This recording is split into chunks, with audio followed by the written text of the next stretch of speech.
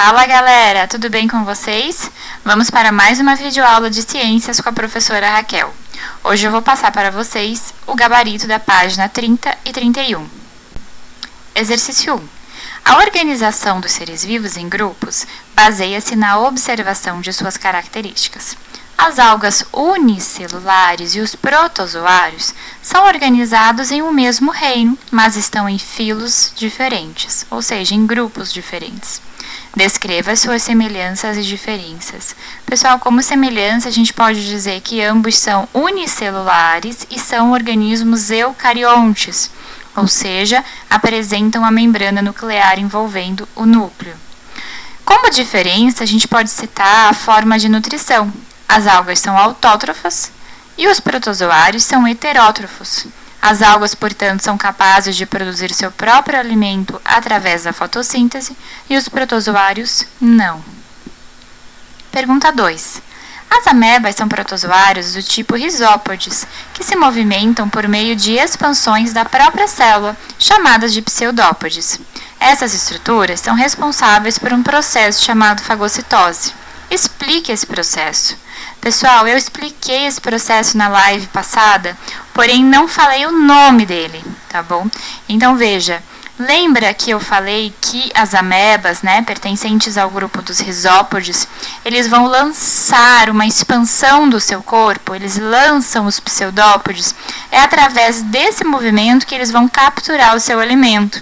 E esse processo, então, é chamado de fagocitose. Eu trouxe duas imagens para vocês verem. A imagem 1 é um desenho representando essa fagocitose. As amebas, pessoal, elas vão se alimentar de bactérias ou às vezes até mesmo de outros protozoários menores. Então, ali na imagem 1 a gente tem uma bolinha, um quadradinho verde e essas expansões da ameba estão começando a ser projetadas, ela vai englobar esse alimento e capturá-lo. A imagem 2 é uma imagem de microscopia realmente, então esses pseudópodes já fizeram essa captura, esse alimento está entrando na célula da ameba. 3. Nenhum ser vivo tem papel dispensável no ecossistema no qual vive. Considerando a veracidade dessa frase, explique a importância das cianobactérias. Pessoal, todos os seres vivos têm um papel na natureza. Isso é o conceito de nicho ecológico. As cianobactérias, claro, não vão fugir dessa regra. Elas são fundamentais como seres produtores na cadeia alimentar aquática, ou seja, elas são capazes de produzir seu próprio alimento através da fotossíntese, e servem de alimento a outros seres vivos. Então, eu coloquei uma cadeia alimentar para vocês verem. Então, eu tenho ali como base uma imagem da cianobactéria. Então, eu tenho ali um camarão ou uma lagosta que vai se alimentar dessas cianobactérias e depois poderia ser, no caso, está representando um pinguim, mas poderia ser um peixe que vai se alimentar desses crustáceos. Depois poderia ser um peixe maior, E assim por diante, a gente vai tendo essa representação da cadeia alimentar. Portanto, a cianobactéria ela é a base da cadeia alimentar aquática. 4. Basta um fruto podre para estragar todo o balaio. Justifique o ditado citado. Gente, as bactérias podem se reproduzir assexuadamente por divisão binária.